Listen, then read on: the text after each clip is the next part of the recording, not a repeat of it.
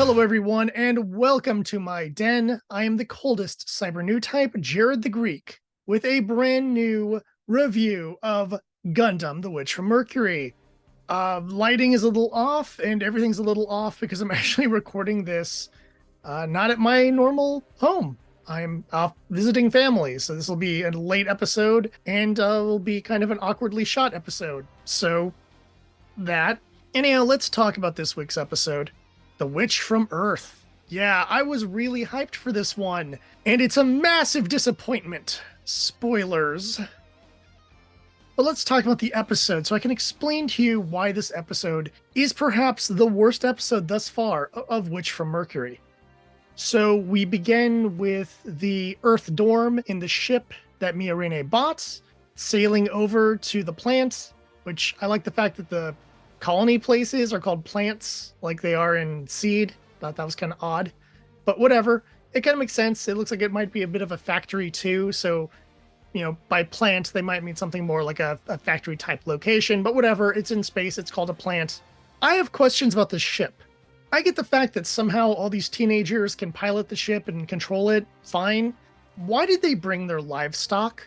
There's like goats and stuff on the ship. Why did they bring those? As far as I understand it, this should be like, what, a 2-3 day trip? You fly from school over to the colony, you pick up the aerial, you do some business stuff, you fly back. Now, okay, maybe it's more than a single day trip between the colony and the school. I don't know how far away from each other they are, and space is a big place. That being said, why would you take your livestock with you? This makes no sense and easily pisses me off. And that's just the cold open. You might be wondering, what is the main plot of the episode? Well, 2/3 of our runtime is dedicated to Suleta's internal strife caused by a sitcom-type misunderstanding and CW-type drama. Most of the time, Suleta is trying to show that she's useful to the team. Everyone just thinks she's acting weird. She ends up making a lot of mistakes. She has a whole bunch of inner doubt, and it's highly annoying. Those aspects of her personality that I absolutely hate are on overdrive in this episode. Her lack of self-confidence, her lack of self-awareness, and her inability to communicate with people are driving me up the wall, especially considering enough time has passed where she should consider the people in the Earth dorm her friends, should be able to talk to them about her personal issues. And yet, no, she doesn't, because we need our CW drama of, oh no, Suleta thinks everyone hates her, even though she has zero proof of it, and she's trying super hard to make people not hate her, even though they have no reason to hate her in the first place. Because CW-style stupid teen drama. And it's 2/3 of our episode! Now, she and Miorine work this out. La-di-da. We wasted a whole bunch of time. So what was the last remaining third of our episode about? Well, we got a couple minor plot lines here. We have a brief moment of Lady Prospera talking about a secret project. We'll get into that and its implications in the spoilers. We have President Jaturk and Shattuck planning out the assassination, and we have the Dawn of Fold mercenaries starting their attack. And that's about it. It's, for the most part, a running in place episode. And I hate running in place episodes. We set things up at the end of the previous one that we were going to have some major action, and we basically kill time. The only minor fix is that Miorine and Suleta's relationship is a little bit mended. But beyond that, nothing else has happened, nothing else has progressed. We knew there was an assassination attempt for President Delling. We knew that the Dawn of Fold mercenaries were going to attack. We knew that they were going to go pick up Ariel, and that Ariel was at another facility. There's nothing new here. My spoiler section is going to be tiny because there's like nothing to talk about. Hate this episode so much, you have no idea.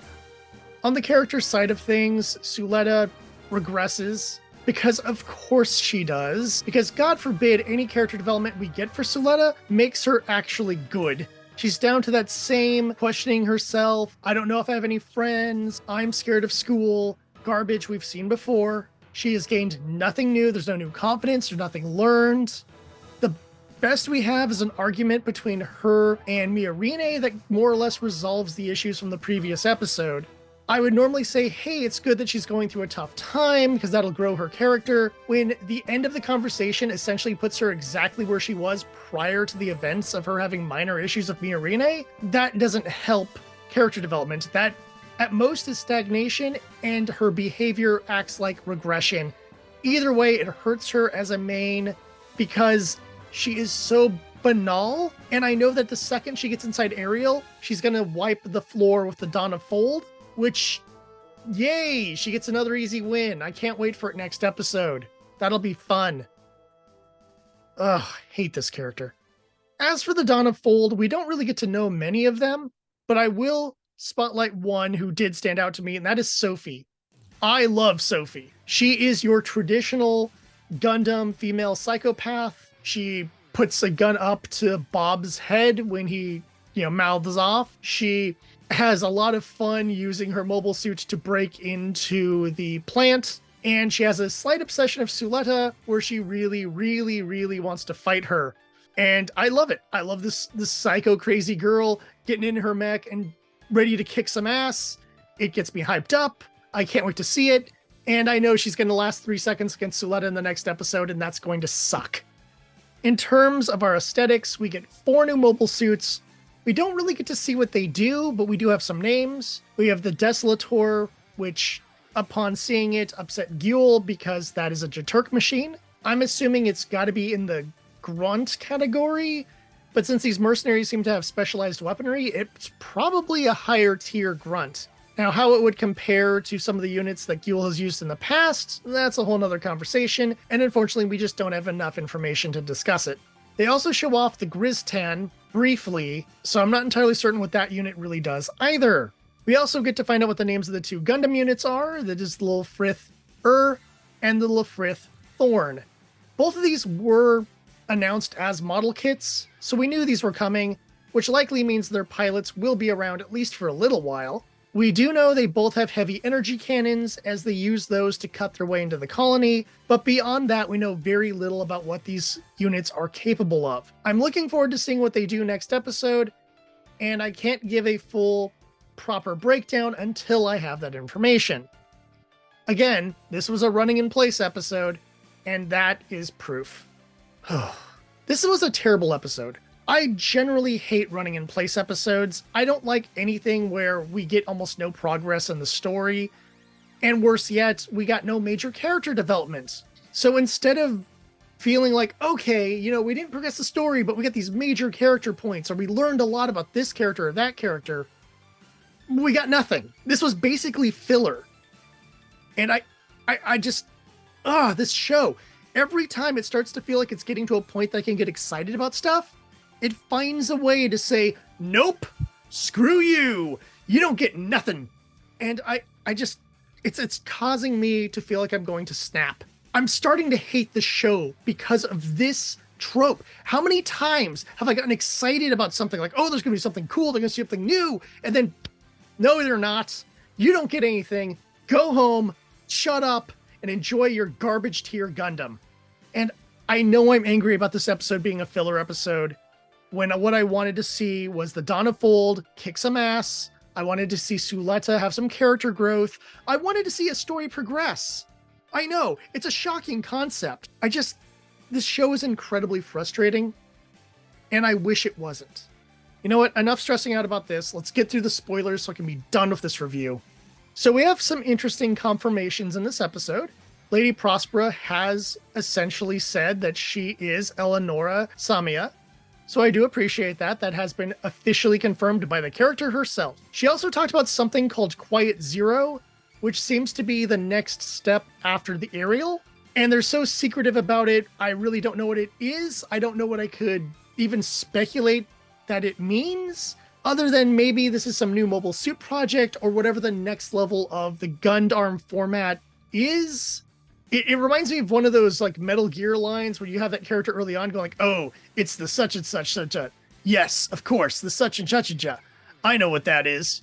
And then, Snake is like, the such and such and ja. What is that? And I'm like, and as the player, you're like, yeah, Snake, what is that?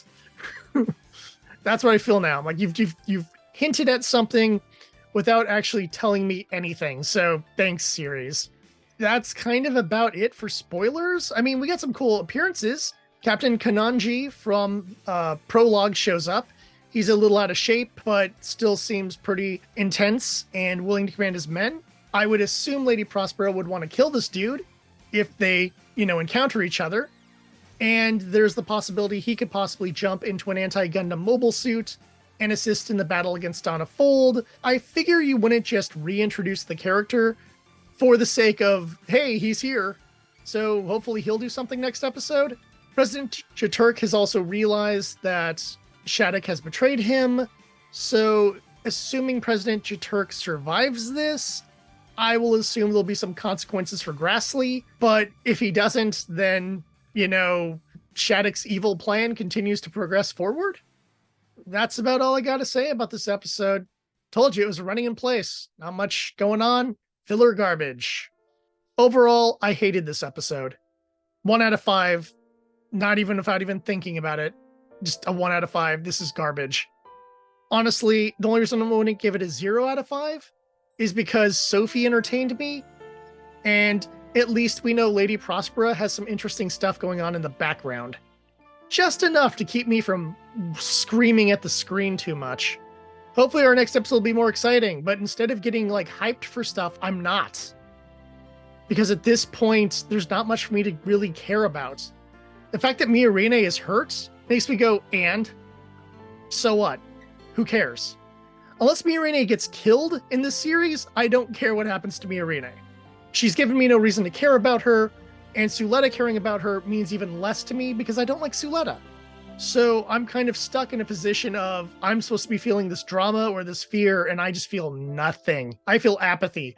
The more the series does this kind of stuff, the more it's going to have to win me back. And I didn't come in wanting to hate this. I loved Prologue. Episode 1 I thought was kind of so-so, but I was willing to give the show a chance. We're 11 episodes in. Can we make this show good eventually? Please. There's plenty of series that take a while to kind of get revved up. And there's plenty of series that just kind of have a mid-tier of quality that it just always sticks around with. Can get a little bit ups and downs. But this one just doesn't want to start.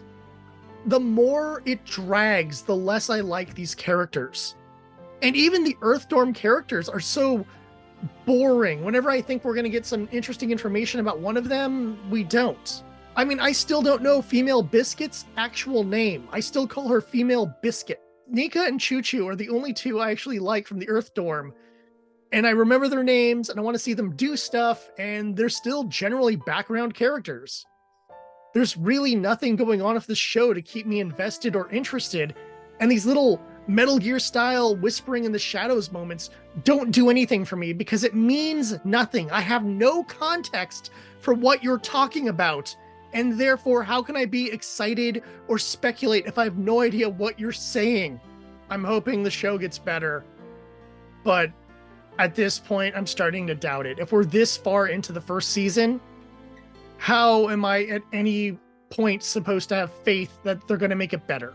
I'm not saying this will be the worst Gundam series, because Reconquista NG exists, and this hasn't pissed me off nearly as much as Reconquista pissed me off. Let's just hope it gets better. Thank you for watching. Please like and subscribe, and let me know what you thought about this episode in the comments. Even if you disagree with me, I'd still be curious to know if people actually liked this filler garbage. Until next time, thank you for watching, and I'll see you at the tavern.